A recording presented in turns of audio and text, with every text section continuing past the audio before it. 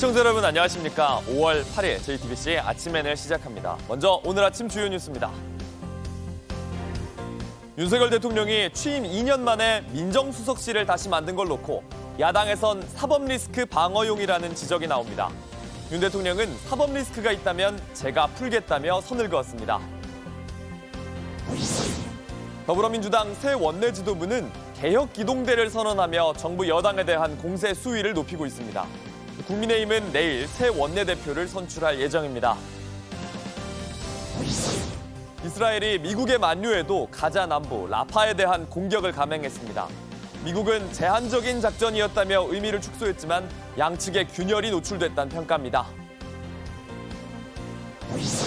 서울 강남의 건물 옥상에서 여자친구를 살해한 20대 남성이 의대생인 걸로 파악됐습니다. 경찰은 구속영장을 신청했습니다. 어제 저녁 충남 천안의 한 도로에선 5톤 음식물 쓰레기 수거차에 불이 났습니다. 윤석열 대통령이 취임 2년 만에 민정수석실을 부활시킨 것을 두고 여야의 평가가 크게 엇갈립니다. 야권은 특검을 방어하고 사정기관의 장악력을 높이려는 의도라고 비판했는데 윤 대통령은 직접 사법 리스크와는 관계가 없다고 강조했습니다. 최규진 기자입니다. 김주현 신임 민정수석을 직접 소개한 윤석열 대통령은 민정수석실을 부활시킨 이유가 국민들의 민심을 듣기 위한 것이라고 했습니다. 영수회담 당시 민주당 이재명 대표도 대통령실의 민심 청취 기능이 취약하다는 점을 지적했다고 덧붙였습니다. 모든 정권에서 다 둔 기능을 다 이유가 있어서 하는 건데 그래서 이 어떤 민정 업무가 제대로 되지는 않는다. 그래서 저도 고심을 했고.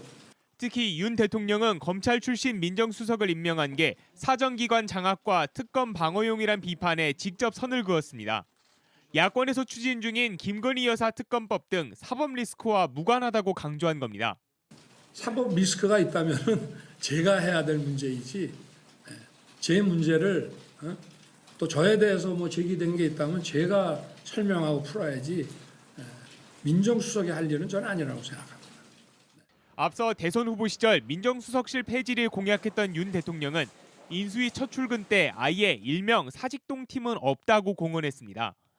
사정기관을 장악한 민정수석실의 신상털기와 뒷조사 같은 잔재를 청산하겠다고도 했습니다. 국민의힘은 소통 정보를 회복하는 것이라 평가했지만 야권은 사정기관을 장악하려는 핑계라고 날을 세웠습니다. 민주당은 검찰 장악을 통해 가족을 사법 리스크에서 구하려는 의도라고 비판했습니다. 결국 윤석열 대통령이 총선 패배 후 약화되는 사정기관 장악력을 높이려는 의도로 볼 수밖에 없습니다. 조국 혁신당에선 가족과 주변 인사들의 로펌 역할을 할 것이라며 검찰 사유화를 노린 민정수석실 부활을 전면 백지화해야 한다는 주장이 나왔습니다. JTBC 최규진입니다. 더불어민주당 새 원내 지도부가 개혁 기동대가 되겠다면서 공세 수위를 높이고 있습니다. 전 국민 1인당 25만 원 지원을 우선 처리할 과제로 꼽으면서 정부의 추경 편성을 압박했는데요. 이를 상대할 국민의힘은 내일 새 원내 지도부를 선출합니다. 황우여 비대위원장은 당대표 등 지도부를 뽑을 전당대회는 7월 말 8월 초가 될 거라고 했습니다. 국회 상황 박유미 기자가 정리했습니다. 박찬대 더불어민주당 신임 원내대표는 개혁기동대가 되겠다고 선언했습니다. 우리가 원내대표단에 개혁기동대라는 이름을 붙였습니다. 우리 22명이 개혁을 앞장서서 실천하는 개혁기동대 역할을 해 나가자는 의미입니다. 개혁기동대답게 과감하게 돌파하는 원내대표단이 되고 대통령실 정무수석이 취임 축하차 국회를 찾았는데 박 원내대표는 이 자리에서도 최상병 특검법 수용과 전 국민 1인당 25만 원의 민생회복 지원금 지급을 요구했습니다. 5월 9일 날 국민의힘 원내대표 또 원내수석이 뽑힌다고 하면은 깊이 있게 좀 논의를 해서 이걸 이제 추경 편성 관련된 부분을 같이 좀 논의하면 좋겠다는 말씀을. 만약에 거부권을 행사하고 제2기회로 왔을 경우에는 전국이 상당히 또 파란이 있을 것 같으니까 이 최혜병 특검법과 관련돼서 수용을 좀 촉구하는. 민주당은 민생회복 지원금 지급을 22대 국회 최우선 법안으로 발의하겠다고 했습니다. 이재명 대표는 정부가 반대하면 처분적 법률 형태로라도 할 수 있는 조치를 하겠다고 예고했습니다. 처분적 법률은 행정부나 사법부 절차를 거치지 않고 직접 국민에게 권리나 의무가 생기게 하는 법률입니다. 국민의힘은 위헌 요소가 있다며 민주당이 이 방식을 강행하면 헌재 제소 등 법적 대응에 나서겠다는 방침입니다. 한편 국민의힘은 새 지도부 구성을 앞두고 있습니다. 국민의힘 새 원내대표는 내일 선출됩니다. 황우여 비대위원장은 당대표 등을 뽑는 전당대회는 7월 말 8월 초가 될 거라고 예고했습니다. 네, 6월 말 7월 초 얘기했는데 지금 전당대회 그 당원 당비상 최소한도 필요한 시간이 한 40일 정도 돼요. 물리적으로 좀 어려워요. 한 달 이상은 늦어지지 않을까 이런 예상을 하는 거죠.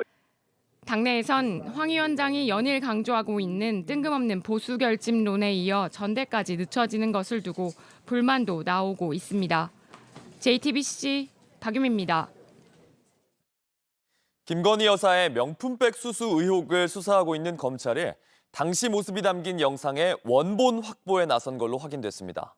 이원석 검찰총장은 신속하고 엄정하게 수사하겠다는 입장을 직접 밝혔습니다. 박현주 기자입니다. 최재형 목사는 2022년 9월 김건희 여사에게 명품백을 주는 과정을 몰래 찍었습니다. 서울의 소리는 이 영상을 지난해 11월 공개했습니다. 전담 수사팀을 꾸린 검찰이 서울의 소리와 최 목사 측에 영상의 원본을 제출해달라고 요청한 것으로 확인됐습니다. 당시 상황을 정확히 확인하려면 편집본이 아닌 영상의 원본이 필요하다고 판단한 겁니다. 검찰은 지난해 12월 윤석열 대통령 부부를 고발한 서울의 소리 측을 오는 20일 고발인 신분으로 조사하는 방안을 검토하고 있습니다. 오는 9일은 시민단체 관계자 등을 고발인 자격으로 조사할 계획입니다. 이원석 검찰총장은 명품백 의혹 수사에 대해 직접 입장을 밝혔습니다. 오로지 증거와 법리에 따라서만 신속하고 엄정하게 수사하고 또 처분할 것이기 때문에 수사 경과와 수사 결과를 지켜봐 주시기를 부탁드립니다. 야권에서 나오는 특검 방어용이란 주장엔 말을 아꼈습니다. 저는 추후에 또 말씀드릴 기회가 있을 겁니다. 청탁금지법상 공직자의 배우자를 처벌하는 조항은 없습니다. 하지만 사실 확인을 하려면 김 여사에 대한 조사는 불가피합니다. 또 윤 대통령이 어떤 조치를 했는지도 확인이 필요합니다. 이 과정에서 대통령실과 검찰이 충돌할 가능성도 있습니다. JTBC 박현주입니다. 서울 동부구치소에 수감 중인 윤석열 대통령의 장모 최은순 씨가 오늘 가석방 심사를 받습니다. 최 씨에 대한 가석방 심사는 이번이 세 번째입니다. 앞서 지난 2월 최 씨는 가석방 심사 대상에 올랐으나 부적격 판정을 받았고 지난달 심사에선 심사 보류 판정을 받았습니다. 최 씨는 2013년 경기 성남시의 땅을 매입하는 과정에서 총 349억 원이 저축은행에 예치된 것처럼 잔고증명서를 위조한 혐의 등으로 징역 1년이 확정됐고 지난해 7월부터 복역 중입니다. 이번에 적격 판정을 받게 되면 최 씨는 오는 14일 출소하게 됩니다. 바이든 미국 대통령의 만류에도 네타냐후 이스라엘 총리가 결국 가자 남부 라파에 대한 공격을 감행했습니다. 이스라엘군은 국경도 장악했습니다. 미국 정부는 제한된 작전이었다며 애써 의미를 축소했습니다. 워싱턴 김필규 특파원입니다. 이스라엘군의 탱크가 가자지구 남부 도시 라파로 진격합니다. 라파 동부 외곽을 공습한 데 이어 국경 검문소도 장악했습니다. 바이든 미국 대통령이 네타냐후 이스라엘 총리에게 전화해 라파 지상전을 반대한다고 경고한 지 몇 시간도 안 돼서였습니다. 전날 팔레스타인 무장정파 하마스가 휴전안을 받아들이겠다고 밝혔지만 이 역시 소용없었습니다. 네타냐후 총리는 인질 석방이나 휴전 협상과 상관없이 하마스 소탕을 위해 라파 공격이 불가피하다는 입장입니다. 미국은 블링컨 국무장관을 중동에 보내는 등 지난 몇 주간 휴전 협상을 성사시키고 이스라엘의 공격을 멈추게 하는 데 주력했습니다. 결국 아무 성과가 없었다는 지적에 국무부는 이번 라파 공격의 의미를 축소했습니다. Rafah Gate, they have described that as a limited operation. It appears to be, at least that piece, a limited operation at this time. This military operation that they launched last night was targeted just to Rafah Gate. It wasn't an operation in these civilian areas. 한편 홀로코스트 추모 행사에 참석한 바이든 대통령은 최근 대학가에 번진 친팔레스타인 시위를 우려하는 메시지를 냈습니다. But there is no place on any campus in America, any place in America, for anti-Semitism or hate speech or threats of violence of any kind. 미국과 이스라엘 간의 균열만 노출되면서 과연 미국이 이번 중동 전쟁을 빨리 끝낼 수 있겠냐는 의문도 커지고 있습니다. 워싱턴에서 JTBC 김필규입니다. 어제 저녁 9시 7분쯤 충남 천안시 백석동의 도로에서 5톤짜리 음식물 쓰레기 수거차에 불이 났습니다. 운전자와 동승자가 갓길에 차를 대고 피해서 인명피해는 없었지만 차량 전체가 불에 탔습니다. 경찰과 소방당국은 엔진룸 주변에서 불꽃이 튀었다는 운전자의 진술을 토대로 정확한 화재 원인을 조사하고 있습니다. 온라인에서 화제가 된 뉴스, 화제가 될 뉴스를 골라 전해드립니다. 아침엔 소셜픽입니다. 현지 시간 6일 K-팝 그룹 스트레이키즈가 미국 최대 패션 행사 중 하나인 맷갈라에 참석했습니다. 그런데 행사 도중 인종차별을 당했다는 주장이 나왔습니다. 스트레이키즈 멤버들이 행사장에 들어오자 사진 촬영이 이어집니다. K-팝 그룹 전체가 행사에 참여한 건 이번이 처음인데요. 촬영 기자들이 포즈를 요구한 뒤 이렇게 말합니다. I've never seen so many unemotional faces in my life. 멤버들이 별다른 반응이 없자 소리치기도 합니다. Everybody jump! 이 장면을 본 K-팝 팬들 크게 분노했습니다. 노골적인 인종차별적인 태도란 겁니다. 맷갈라는 메트로폴리탄 박물관에서 치러지는 자선 행사인데 매년 화려한 의상들이 주목을 받습니다. 모래로 된 옷을 입은 가수 타일라는 움직이기조차 힘들어 주변의 도움을 받아 계단을 올라야 할 정도였습니다. 팬들은 어느 참석자에게도 점프하라고 요구하지 않으면서 스트레이키즈에게 유독 무례한 요구가 이어졌다고 비판하고 있습니다. 어제 60회 백상예술대상 시상식이 열렸습니다. 올해도 시상식의 여러 장면이 주목을 받았는데 작년에 이어 이변은 예능상에서 나왔습니다. TV 부문 남자 예능상 나영석님 축하드립니다. 예능 연출자인 나영석 PD가 유재석, 탁재훈 등 쟁쟁한 예능인들 사이에서 수상한 겁니다. 최근 연출을 좀 불성실하게 하고 유튜브를 통해서 우리 구독자들과 이런저런 콘텐츠 만든 거 때문에 상을 주신 게 아닌가 하는 생각 들어서 그런데 수상 후보에 처음 올랐을 때 나 PD가 했던 말이 다시 화제가 됐습니다.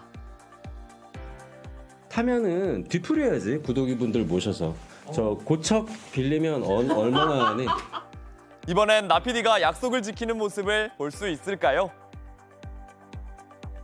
고척돔은 좀 무리다. 이거는 여러분에게도 저희에게도 너무 아픈 추억이 될 수도 있고요. 현실적인 어떤 그런 공간을 꼭 찾아서 저희가 컨텐츠를 즐겁게 한번 채워가지고 말씀드릴 테니까 여러분 좀. 이 강아지 품종은 뭐예요? 때로는 불편할 수 있는 이런 질문에 능청스럽게 답하는 견주의 영상이 화제입니다. 이게 무슨 종이에요? 아, 마르신 마운틴 덕이요. 진돗개는 아니잖아. 마운틴. 외국 저거네요. 말손 마운틴독, 마산 들개 출신인 강아지 가호는 사실 진돗개 믹스견입니다. 그런데 견주는 품종을 묻는 말에 이렇게 답했을 때 사람들의 반응이 다른 게 신기했다고 합니다. 사냥개다 뭐 아니면 사나운개다 이런 그런 편견이 많으니까 그렇게 물어봤을 때 진돗개라고 대답을 하면 좀 안 좋은 답변을 많이 받았었어요. 보신탕 해먹는 개를 왜 키우냐. 편견 없이 강아지를 봐줬으면 하는 마음에 올린 영상은 소셜미디어에서 300만 조회수를 올리며 화제가 됐는데요. 사실 이게 종이 중요한가? 내 자식이어서 뭐 소중한 거잖아요. 네. 그런 것처럼 아예 이렇게 얘기를 했더니 뭐 이렇게 똑같이 똑같은 갠데 멋있다 뭐 이렇게 되니까. 유기견이었던 가오를 거둔 지 3년째, 지금은 반려견 순찰대 대원으로 활동도 하면서 많은 사랑을 받고 있다고 합니다. 품종을 묻는 대신 사랑스러운 강아지의 모습 그 자체를 칭찬해 주시면 어떨까 부탁의 말도 남겼습니다.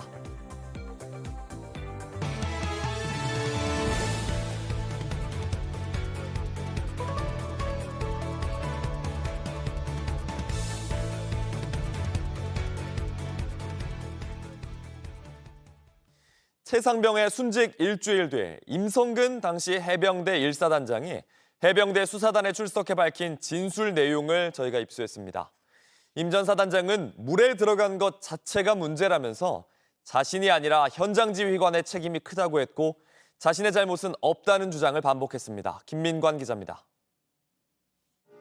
임성근 해병대 1사단장은 지난해 7월 26일 해병대 수사단에 참고인 신분으로 출석했습니다. 최상병 순직 일주일 만입니다. 임 사단장은 수사관이 당시 사고 현장에서의 문제점이 뭐라고 생각하냐고 묻자 상급 부대에서 수십 차례 안전을 강조했는데도 물에 들어간 자체가 문제라면서 현장 지휘관의 책임이라고 했습니다.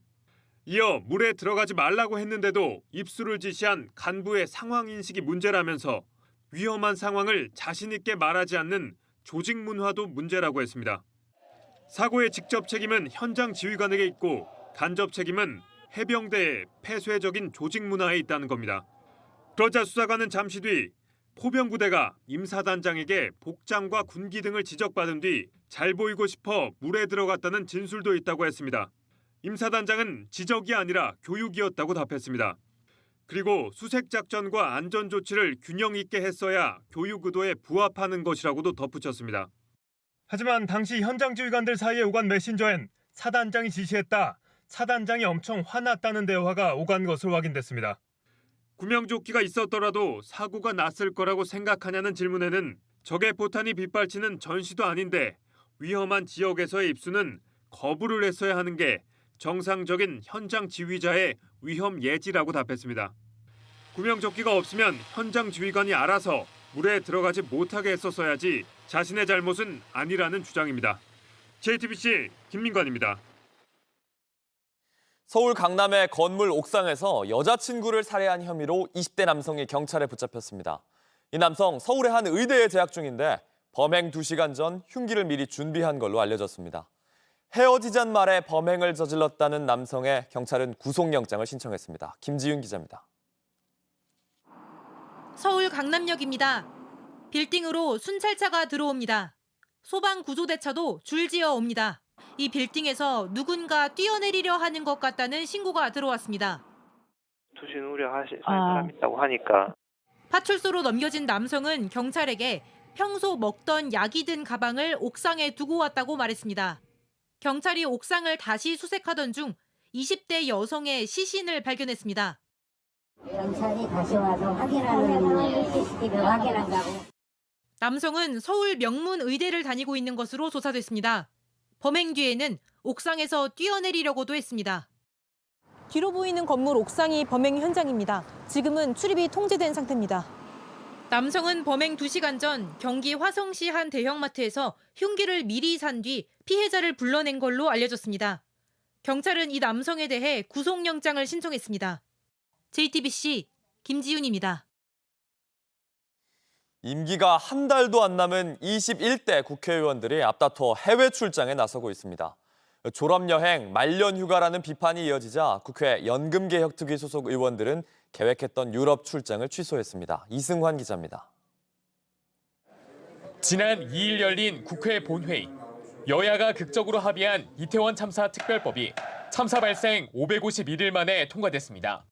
국민의힘 하태경, 개혁신당 양정숙, 자유통일당 황보승희 의원은 자리를 비웠습니다. 아시아인권의원연맹 총회에 참석한다며 남미의 우루과이와 아르헨티나를 방문 중이었기 때문입니다.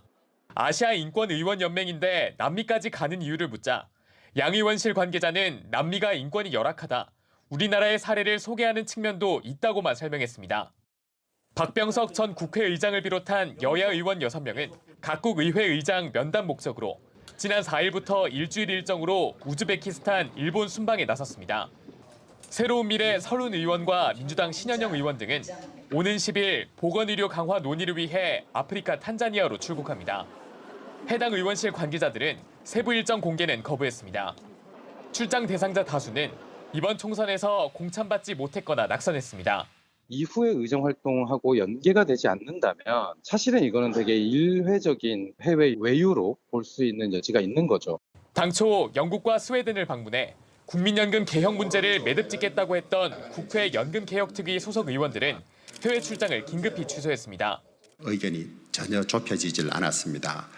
그런 상황에서 출장 기간 중에도 끊임없이 서로 주장만 하고 결론을 못 내고 오면 출장의 동기까지도 오해를 받을 수 있다고 해서 출장도 취소하고. JTBC 이승환입니다. 어버이날인 오늘 전국은 대체로 흐리다가 오후부터 차차 맑아집니다. 한낮엔 최고 16도에서 22도까지 오를 걸로 예상됩니다. 남부 지역과 제주도엔 어제에 이어 오후까지 5에서 10mm 정도의 비가 내릴 거란 예보입니다. JTBC 아침엔을 마칩니다. 내일도 7시 반에 아침을 열겠습니다. 시청해주셔서 감사합니다.